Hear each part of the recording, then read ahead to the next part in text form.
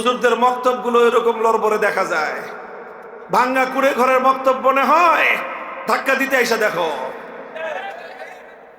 এই ভাঙ্গা কুড়ে ঘরের কোরআনী বক্তব্যকে ধাক্কা দিতে গিয়ে দ্য গ্রেট ব্রিটেন ভেঙ্গে টুকরো টুকরো হয়ে গেছে। ব্রিটেন ভেঙ্গে গেছে, কোরআনের বক্তব্য ভাঙে নাই। যারা আজ মনে করো মুখের ফুৎকার দিয়ে আল্লাহর জমিন থেকে কোরআনী ব্যবস্থাকে বাংলার জমিন থেকে বিদায় করে দিবে, উৎখাত করে দিবে বলেই তোমরা বোকার স্বর্গে বসবাস করছো। তোমরা তোমাদের স্বপ্ন দেখছো, আর আমরা পরিকল্পনা করছি। আমরা এদেশের মানুষকে স্বপ্ন দেখাচ্ছি ইনশাআল্লাহ, আল্লাহর রহমতের উপর ভরসা করে। বাংলার মানুষ আজ আলেম সমাজের নেতৃত্বে আস্থা রেখে যেভাবে তারা ঐক্যবদ্ধ হচ্ছে, আমরা বাংলার মানুষকে প্রতিশ্রুতি দিয়েছি, যদি ইনশাআল্লাহ আল্লাহর রহমত শামিলে হাল হয়, আগামীর বাংলাদেশ হবে ইসলামের বাংলাদেশ, খেলাফতের বাংলাদেশ, আল কোরআনের বাংলাদেশ।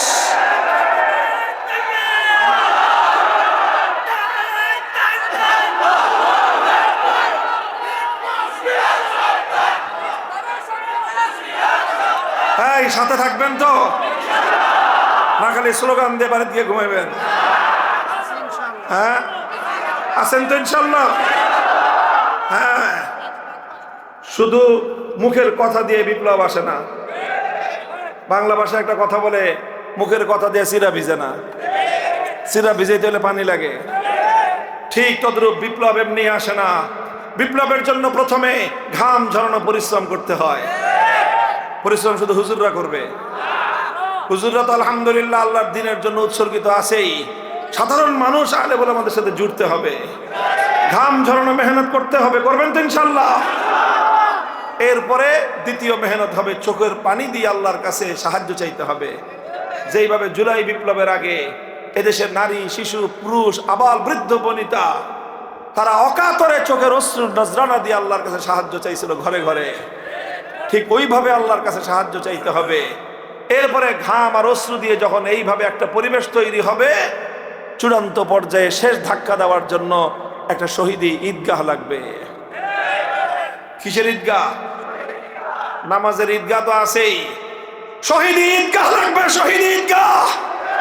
সেই শহীদি ঈদগাহে প্রয়োজনে মাথায় কাফনের কাপড় পরে আল্লাহর জমিনে আল্লাহর কোরআনী রাজ কায়েম করবার জন্য শাহাদাতের শপথ নিয়ে কারা কারা হাজির থাকবা? হাত তুলে অঙ্গীকার করো আল্লাহর কাছে।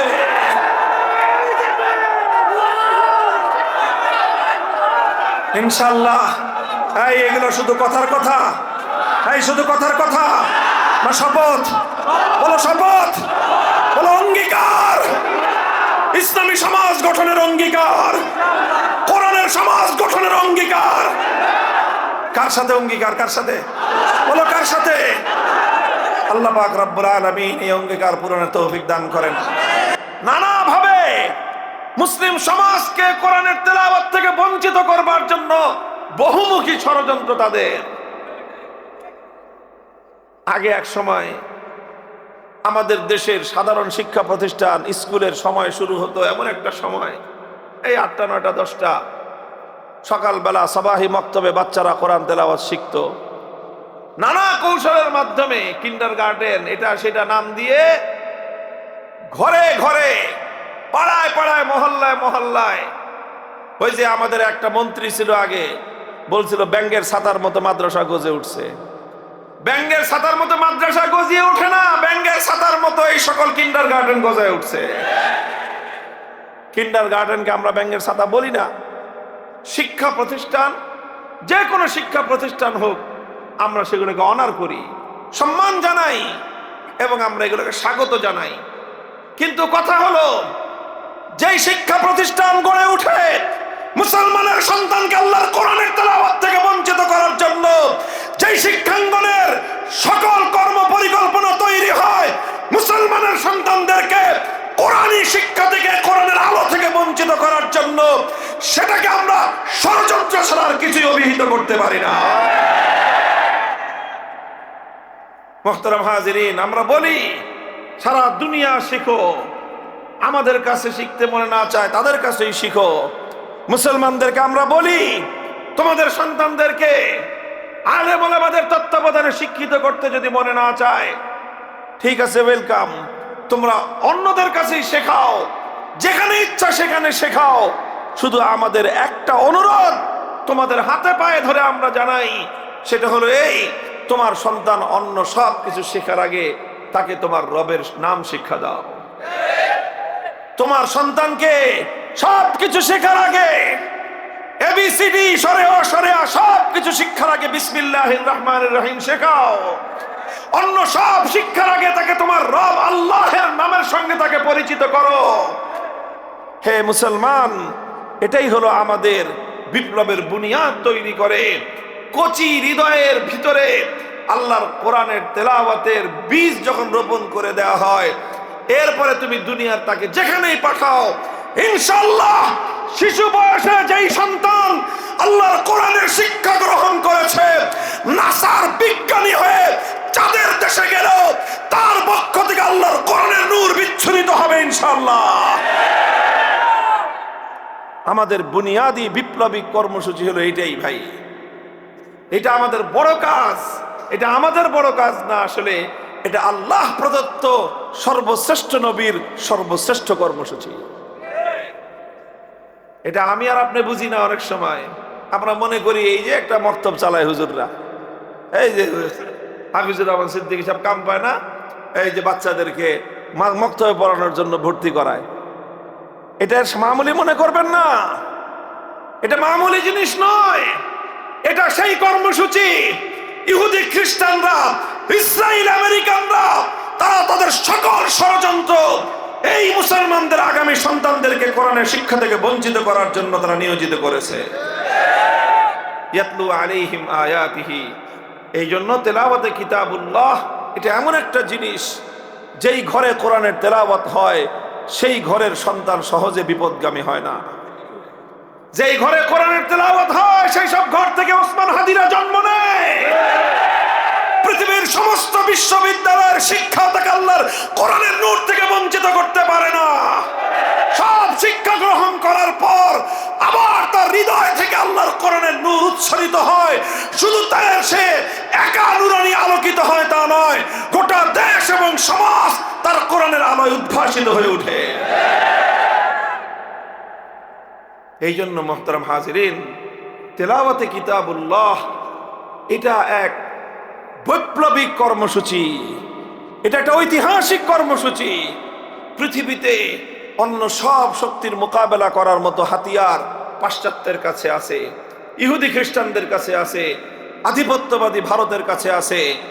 সব হাতিয়ার মোকাবেলা করার শক্তি তাদের কাছে আছে, আল্লাহর কোরআনের শক্তির মোকাবেলা করার মতো কিছু তাদের কাছে নাই, কিছু নাই। এই জন্য ওরা এটাকে অ্যাটাক করে, এটার উপর আগ্রাসন চালায়। এই অস্ত্র যেন মুসলমান হাতে তুলে নিতে না পারে, মুসলমানের পক্ষে যেন আল্লাহর কোরআনের এই শক্তি যেন পুঞ্জীভূত না হয়, এটাই তাদের ষড়যন্ত্রের মূল জায়গা। মুহতারাম হাজিরিন, এই জন্য বলেছিলাম ইয়াতলু আলাইহিম আয়াতিহি। সর্বপ্রথম রাসূল আকরাম সাল্লাল্লাহু আলাইহি ওয়াসাল্লামের বুনিয়াদি কাজ ছিল কোরআনে কারীমের তেলাওয়াতের গুঞ্জরণ উম্মতের ঘরে ঘরে, উম্মতের কণ্ঠে কণ্ঠে, উম্মতের বুকে বুকে আল্লাহর কোরআনের এই তেলাওয়াতের আমানতকে রক্ষা করা, এই আমানত সঁপে দেওয়া, যেন উম্মতের প্রতিটি ফর্দ, উম্মতের প্রতিটি ব্যক্তি, উম্মতের প্রতিটি নারী পুরুষ, উম্মতের প্রতিটি শিশু আবাল বৃদ্ধ বনিতা, প্রত্যেকটা মানুষ যেন আল্লাহর কোরআনে কারীমের তেলাওয়াত শিখতে পারে এবং আল্লাহর কোরআনের তেলাওয়াতে অভ্যস্ত হয়। বলেন, আজ মুসলমানরা সবচেয়ে বেশি যেই জিনিসটা থেকে বঞ্চিত হয়েছে, মুসলমানদের ঘরে রাত 12টা-1টা পর্যন্ত টিভি চলে, গান বাদ্য হয়, ধুমধারাক্কা সমস্ত বিনোদনের আয়োজন চলতে থাকে, নর্তকীরা নাচতে থাকে, টেলিভিশনের পর্দায় গায়িকাদের গান চলতে থাকে, আর মুসলমানদের ঘরগুলো, অনুষ্ঠানগুলো উম্মাতাল নাচ গানে উত্তাল হয়ে ওঠে। মুসলমানদের ঘরগুলো সকাল বেলায় ঘুমে বিভোর হয়ে থাকে, মরা লাশ যেরকম কবরস্থানে শুয়ে থাকে। প্রতিটি মুসলমানের ঘর সকাল বেলার দীর্ঘ একটা সময় মরা লাশের মতো পড়ে থাকে। একটা ঘর থেকে আল্লাহর কোরআনের তেলাওয়াতের আওয়াজ শোনা যায় না। কোথায় আমাদের পতনটা ঘটেছে চিহ্নিত করার চেষ্টা করেন। ইতিহাস পড়েন, হাদিসের পাতাগুলো পড়েন। রাসূল আকরাম সাল্লাল্লাহু আলাইহি ওয়াসাল্লাম প্রতিদিন বা অনেক দিনই এমন হতো, শেষ রজনীতে আল্লাহ নবী মদিনার অলিতে গলিতে ঘুরতেন, শেষ রাতে অলিতে গলিতে ঘুরতেন। কেন ঘুরতেন? এক একজনের বাসা থেকে, কার ঘর থেকে কোরআনে কারিমের কেমন তেলাওয়াতের সুর ভেসে আসে, আল্লাহ নবী নিজের কর্ণকুহর দিয়ে সেটা শোনার চেষ্টা করতেন।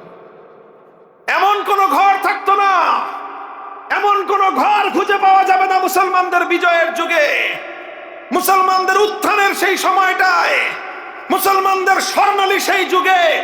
আল্লাহর কসম খেয়ে বলি, মদিনার শহরে এমন একটা ঘর ছিল না যেই ঘরের শেষ রজনীতে সেই ঘরের নারী পুরুষ শিশু নির্বিশেষে প্রত্যেকটা মানুষের কণ্ঠে আল্লাহর কোরআনের তেলাওয়াতের সুমধুর ধ্বনি প্রতিধ্বনিত না হতো, এমন একটা ঘর পাওয়া যাবে না। আর আজ শেষ রাত তো শেষ রাত, শেষ রাতে মুসলমানের ঘর থেকে কোরআনের তেলাওয়াত আওয়াজ শোনা যাবে, এটা দুই চারটা মোল্লা মৌলবী ছাড়া তো আর সম্ভবই না। আর দুই চারজন যদি তবলিগ জামাতের সাথী হক্কানি পীর সাহেবের মুরিদান এই যদি দুই চারজন করে, আর গোটা সমাজ রাত 2টো পর্যন্ত প্রত্যেকটা ঘর থেকে আপনি নাচ গানের আওয়াজ পাবেন, ধুমধারাক্কা বাজনার ধ্বনি পাবেন, কিন্তু এমন ঘর খুব কম পাবেন যেই ঘর থেকে মিষ্টি মিহি সুরে কোরআনের তেলাওয়াত ভেসে আসে। বলেন কথা ঠিক না বেঠিক? আপনারা শুরু করেন, শুরু করেন। আমরা গ্যারান্টি দিয়ে বলতে পারি, যেই ঘরের মা বাবা প্রতিদিন নিজের ঘরে কোরআনের তেলাওয়াত করবেন, সেই ঘরের কোন সন্তান ইনশাআল্লাহ বিপদগামী হবে না, সেই ঘরের সন্তানরা মাদকাসক্ত হবে না, সেই ঘরের সন্তানরা সন্ত্রাসী হবে না, সেই ঘরের সন্তানরা অন্ধকার পথের যাত্রী হবে না।